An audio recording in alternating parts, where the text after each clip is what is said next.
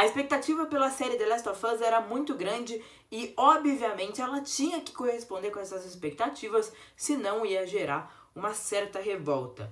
Olhando os comentários na internet, eu acho que a grande parte do público ficou satisfeita com o resultado. Mas eu tenho que dizer que eu não sou uma dessas pessoas. É difícil eu me colocar nesse lugar porque parece que todo mundo que não gostou dessa série não gostou por um motivo que foge do que foi apresentado e vai muito mais por uma questão envolvendo até preconceito e ideologias baratas. Mas eu quero apresentar os meus pontos do porquê eu acho que a série The Last of Us, no fim das contas, não chegou aos pés do que é o jogo e como eu acho que a história falhou em muitos momentos com a gente. Bom, a gente tem que analisar uma obra pelo que ela é e pelo que ela nos apresenta. Então eu não vou entrar em nenhum mérito envolvendo o jogo e o que o jogo faz de diferente da série, ou deixou de fazer, enfim. Tudo isso não vai ser o foco do vídeo de hoje. Hoje eu vou falar especificamente sobre a série de TV, até porque eu acho que adaptações e mudanças na história são muito bem-vindas. E eu já começo com esse ponto positivo. Eu acho que todas as mudanças na história geral foram muito bem feitas. Tanto de personagens que aparecem um pouco mais na história, como por exemplo a filha do Joel, que tem um destaque maior nesse primeiro episódio, e eu acho que isso é um ponto muito interessante em The Last of Us e que eu considero única nesse quesito. Em 3 episódios da série, nós temos focos especiais em personagens que não são importantes na trama. Então no primeiro, não são importantes efetivamente na questão de tempo de tela. Então no primeiro episódio a gente tem a Sarah, filha do Joel, que a gente passa o episódio todo com ela. E aí, a partir do momento que ela morre, isso é um spoiler do primeiro episódio, peço perdão. A partir do momento que ela morre, a gente começa a compreender mais o Joel. No terceiro episódio, a gente tem um episódio focado nos personagens do Bill e Frank. Um episódio que é muito bem dirigido, tem todo um storytelling muito legal. Esse episódio é um dos meus favoritos da temporada, inclusive. E aí, no fim do episódio, a carta que o Bill deixa pro Joel e o fato do Joel saber e imaginar a história de vida que eles tiveram é o peso suficiente para ele seguir com a jornada. Então, a gente não vê diretamente esses coadjuvantes interagindo com os nossos protagonistas, mas a gente vê como ele usa, como a participação deles acabam afetando eles no futuro. E aí depois, no 7º episódio, a gente tem a relação da Ellie com a sua melhor amiga, a sua crush. E esse episódio pra mim é o que mais falha dentre esses 3, porque a gente entende um pouco o peso que a Ellie sente em estar sozinha e como pra ela perder o Joel vai ser um grande baque, porque ela sabe como é perder pessoas, ela sabe como é passar pelo luto e ela definitivamente não quer perder uma pessoa que ela ama de novo.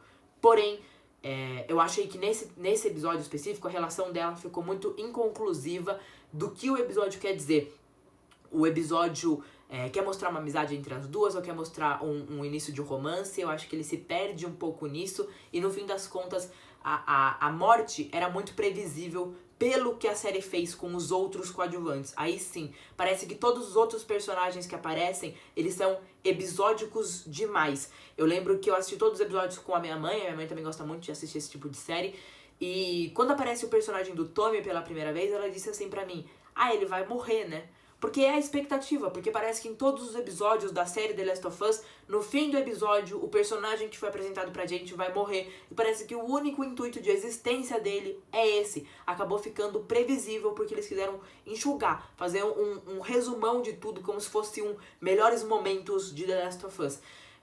Então esse pra mim é um ponto negativo muito grande, porque você tem que sentir o baque de cada morte como se cada morte impactasse de verdade e não como se morreu porque a história tem que continuar, nós temos que ter aventura, nós temos que ter ação.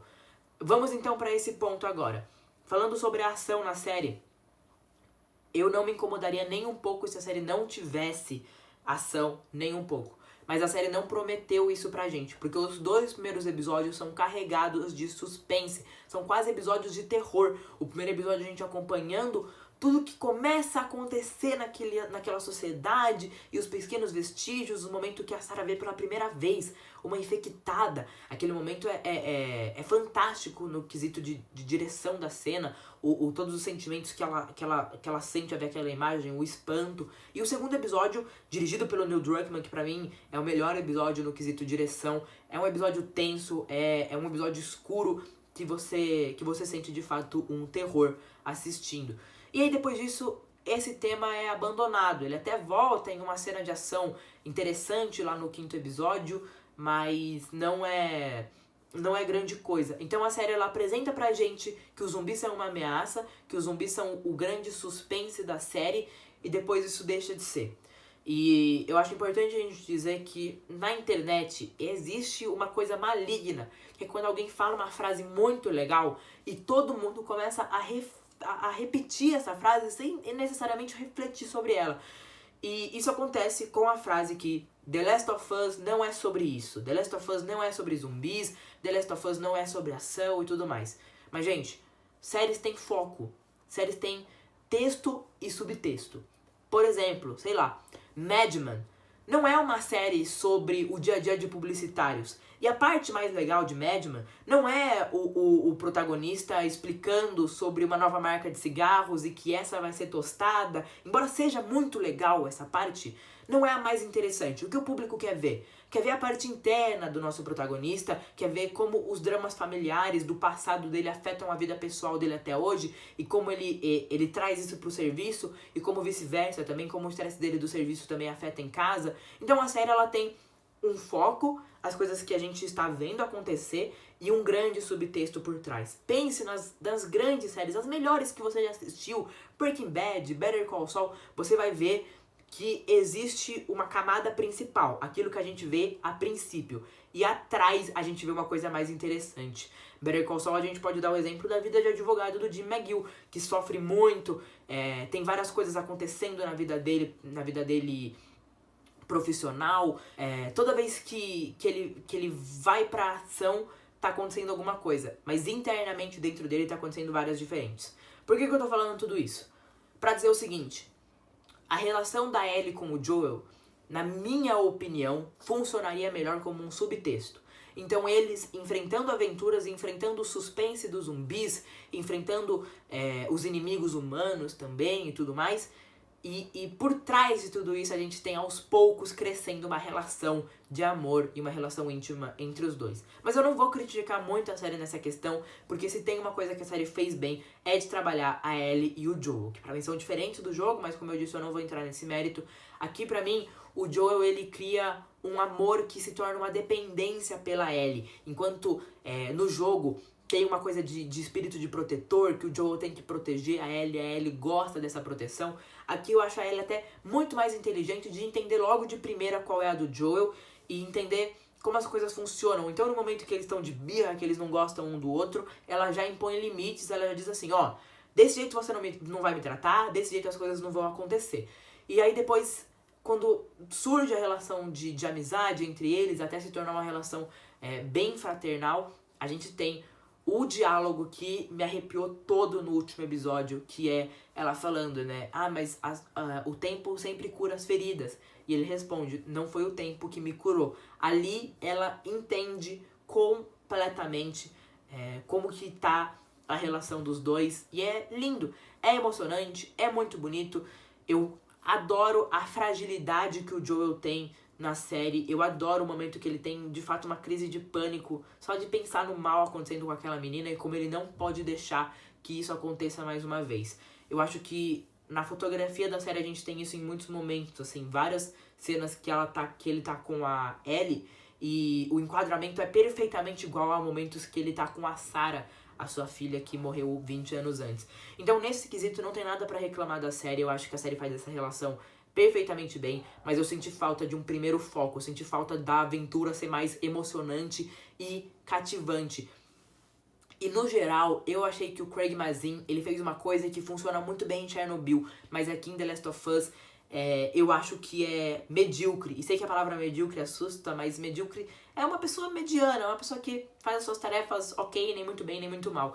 E eu acho que o Craig Mazin, ele faz isso em muitos episódios aqui, que você poderia ter uma carga emocional, uma carga dramática muito pesada, muito densa, violenta, e ele escolhe não fazer, e eu não entendo os seus motivos pra isso. E tô falando especificamente do episódio 8 e 9, enquanto no episódio 8 a gente tem todo a coisa do pedófilo canibal. O cara é um pedófilo canibal. E embora você sinta uma tensão ali, não chega nem perto com o sentimento de terrorismo que a gente tem jogando aquilo com o jogo, que você sua completamente. E você pode falar de imersão, mas é só você assistir os grandes momentos de The Walking Dead, os grandes momentos de Game of Thrones, por exemplo, que são séries que tem ação, definitivamente, que são boas séries, que você percebe que assim, você consegue estar uma imersão completa, mesmo você só sendo um espectador. E eu acho que isso não acontece no episódio 8.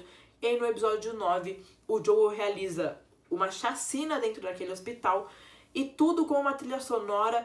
Ele mata as pessoas e não sai muito sangue, a câmera escolhe não mostrar muito, então parece até que é uma passada de pano pro Joel, né? Porque ele tá fazendo ali uma atitude absurda, a coisa mais psicopata de todas, e é muito rápido. Eu queria mais tempo pra você sentir um terrorismo maior. Sabe o que eu queria? Eu queria a Daenerys tacando fogo em Westeros. A Daenerys taca fogo em Westeros por um tempão, cara. E você pode reclamar de todo o contexto daquela cena, mas você não pode reclamar da cena em si, que é ótima. Porque você olha pra Daenerys e fala: o que é que essa pessoa que eu aprendi a amar se tornou? Ou melhor, o que ela se transformou em troca de alguma coisa. E no caso aqui seria até melhor, porque seria uma transformação do Joel em troca do amor. O amor fala tão alto por ele, até um amor junto com um egoísmo que eu acho que existe no Joel, no jogo e aqui também, de tipo assim: eu perdi a minha filha, eu não posso correr o risco de perder outra, e eu vou fazer o que for preciso para que eu não a perca.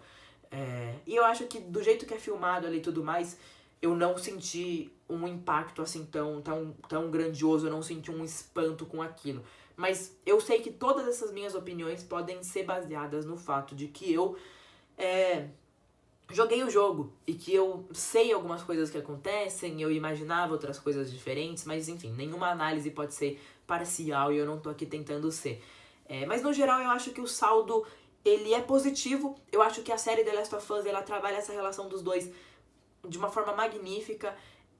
Todos os momentos dos dois, que são praticamente a série inteira, são lindos, perfeitos mesmo, mas eu senti falta de um outro plano além dos dois e que fosse tão interessante quanto as melhores séries de todos os tempos. E aí eu acho que The Last of Us, ela não conseguiu se transformar pra mim no que ela merecia ser, que é uma das melhores séries da história. Por isso, o saldo acabou sendo não do jeito que eu queria, mas como eu disse, eu ainda considero positivo, tá bom? Essa é a análise de hoje. Eu acho que esse vídeo ficou um pouco longo, não sei quanto tempo ficou, mas eu de fato me empolguei falando porque eu amo esse universo.